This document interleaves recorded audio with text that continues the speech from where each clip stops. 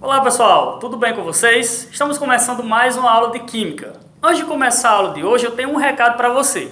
Se você ainda não se inscreveu, aproveita para se inscrever no canal. Eu preciso de pelo menos mais uns 20 inscritos para personalizar o link do canal e assim ficar mais fácil de você encontrá-lo.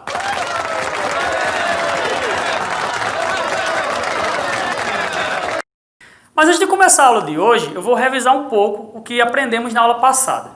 Nós aprendemos que a química é a ciência que estuda a matéria e as transformações que ela sofre.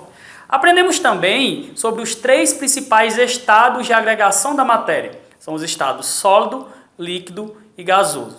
Aprendemos que a principal diferença entre esses estados é a distância que as moléculas que compõem essas substâncias estão umas das outras. Percebam que eu estou falando muito em moléculas, substâncias. Afinal, o que são átomos, elementos e moléculas? É o que nós iremos aprender na aula de hoje.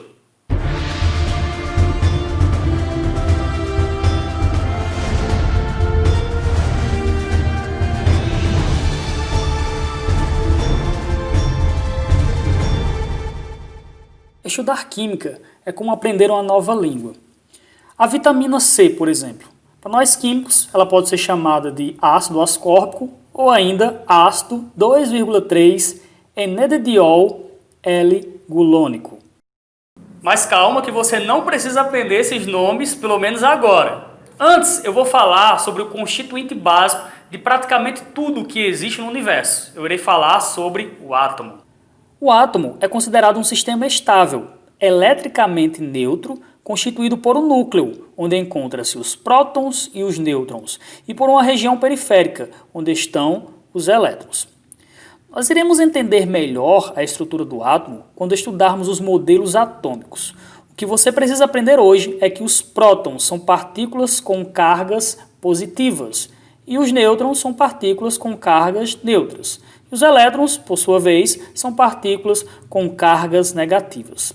Cada átomo tem seu número específico de prótons, nêutrons e elétrons. Então, estas são as partículas constituintes do átomo, que pode ser definido como a unidade fundamental da matéria. É a menor fração capaz de identificar um elemento químico. Os elementos, as moléculas, as substâncias e materiais inorgânicos e orgânicos são todos formados por átomos. Quando nós temos um conjunto de átomos com a mesma quantidade de prótons, nós temos o que chamamos de elemento químico. Elemento químico, portanto, é o conjunto de átomos que possuem o mesmo número atômico. E número atômico é a quantidade de prótons que o átomo possui. Assim, todos os 118 elementos conhecidos da tabela periódica são formados por átomos. Os elementos químicos, por sua vez, são fundamentais para a existência do universo. Nós, por exemplo, somos formados pela combinação de diversos elementos, como carbono, hidrogênio, oxigênio, nitrogênio e diversos outros elementos. Quando os átomos dos elementos químicos interagem por meio de uma ligação química, nós temos o que chamamos de molécula. Molécula, portanto, é o conjunto de átomos que estabelecem ligações químicas entre si. Vamos analisar aqui, por exemplo, a molécula de água. A molécula de água é formada por átomos de hidrogênio e oxigênio. Este número que vocês estão vendo é chamado de índice de atomicidade. Ele indica a quantidade de átomos de cada elemento. Nesse caso em específico, eu posso afirmar que eu tenho 2 átomos de hidrogênio. E o oxigênio?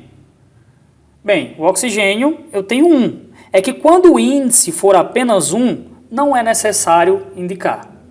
Então, nesse caso, eu tenho 2 átomos de hidrogênio e 1 átomo de oxigênio. Então é isso, pessoal. Na aula de hoje aprendemos a diferenciar átomos, elementos e moléculas. Aguardo você na próxima aula, onde iremos falar sobre substâncias e misturas. Obrigado e até lá!